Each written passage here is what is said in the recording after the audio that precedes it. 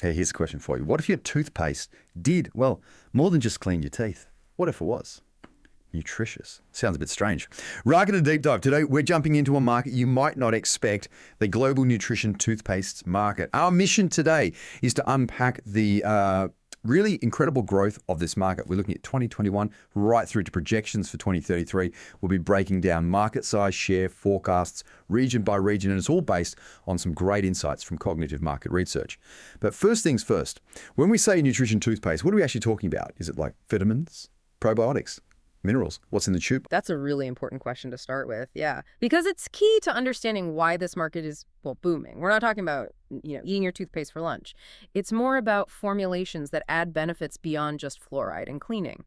Think specific mineral complexes maybe for helping enamel, or vitamins aimed at supporting gum health. Some even have pre or probiotics, trying to balance the mouth's microbiome, treating the mouth like part of the whole system. Okay. So topical health benefits, basically. Yeah. Focused on oral health as part of overall wellness. Exactly. That makes sense. So let's talk scale then, because the numbers are pretty wild.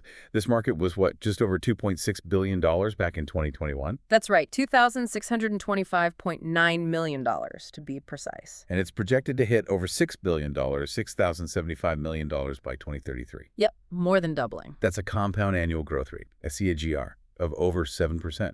7.24%, actually. That feels surprisingly high for toothpaste, doesn't it? It really does. And what's fascinating here is how these bigger societal trends are directly shaping something so every day.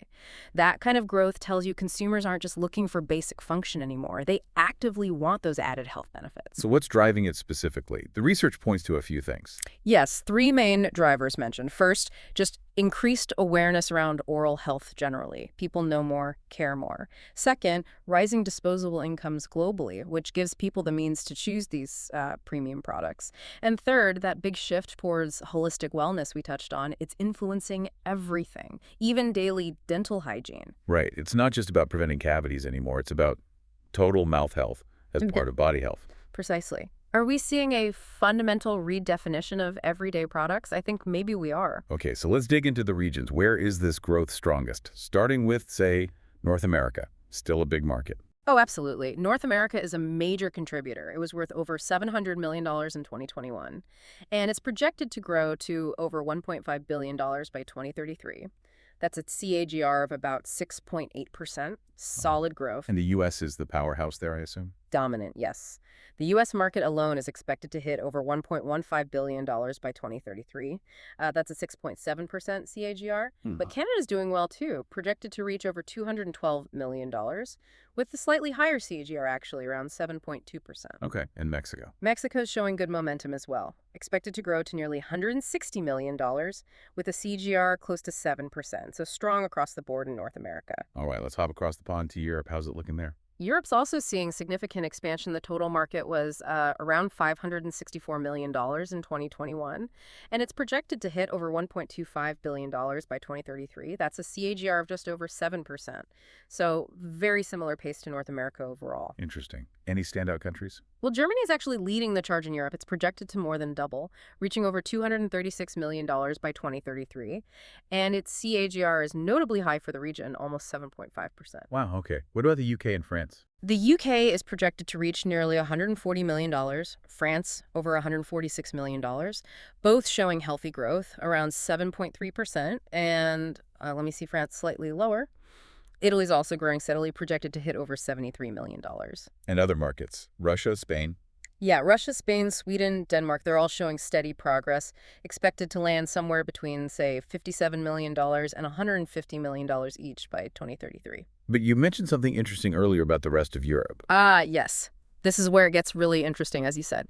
The rest of Europe category, basically the smaller emerging markets grouped together, actually has the highest regional CGR in Europe, almost 8%. It's growing from about $95 million to over $242 million. So that points to untapped potential, maybe less saturated markets picking this up faster. Exactly. It shows the trend isn't just limited to the big established economies. It's really spreading. And connecting this to the bigger picture, this global spread becomes even clearer when we look at Asia Pacific and South America.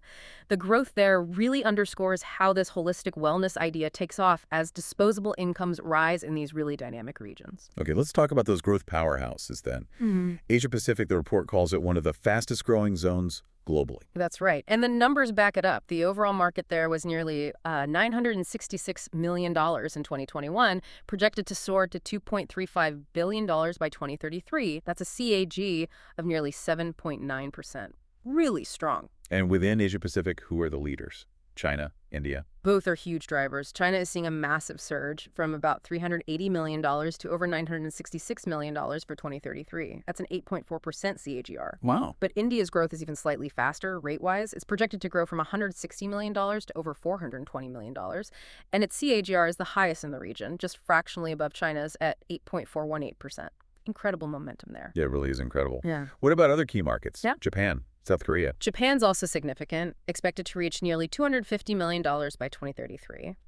South Korea, Australia, Singapore, they're showing healthy growth too, projected to land between roughly $45 million and $120 million each. And Southeast Asia as a whole. Southeast Asia is forecasted to hit over $338 million.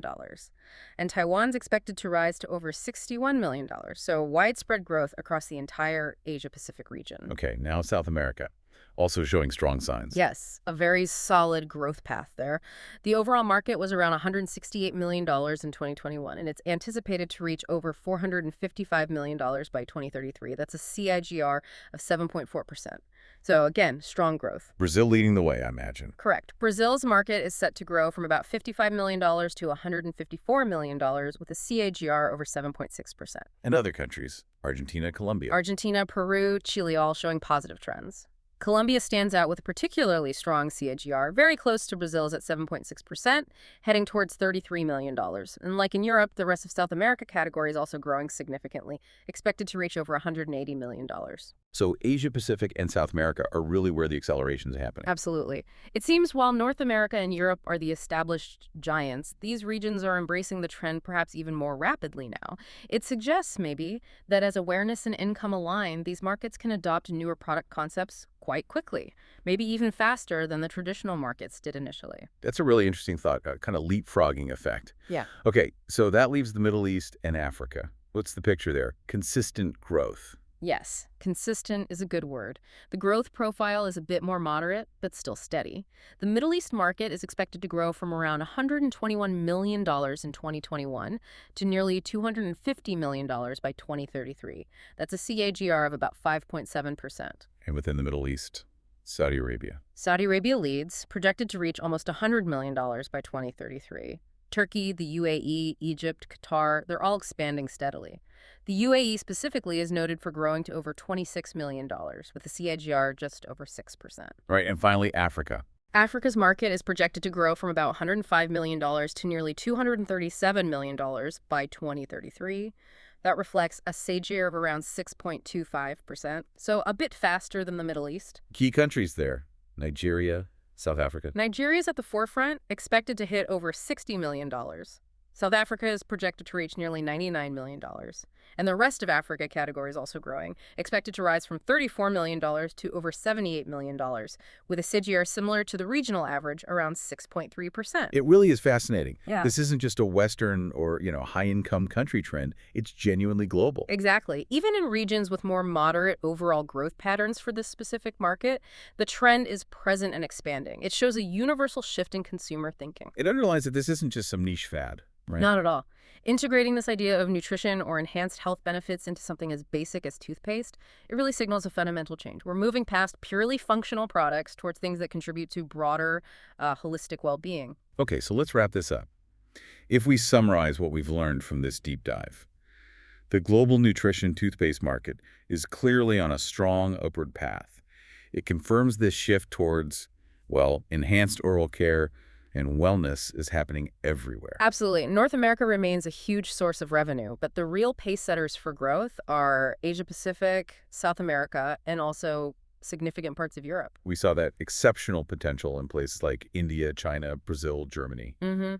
and even solid, steady growth in smaller markets across the board, like the report mentioned Luxembourg, Qatar, Peru, as examples of consistent smaller players, too. So what does this all mean for you listening at home? It means the stuff in your bathroom cabinet, maybe even your toothpaste, is changing. It reflects these bigger shifts in how we all think about health. It's about everyday items becoming part of our wellness strategy. Which leaves us with a final thought to chew on. If toothpaste is becoming nutritious, what other everyday products might get reinvented with unexpected health benefits next? Think soaps, cleaners, maybe even fabrics. And how will they continue to change our whole understanding of wellness? Where do those lines between food, medicine, and personal care blur in the future? That's the big question, isn't it? Something to think about.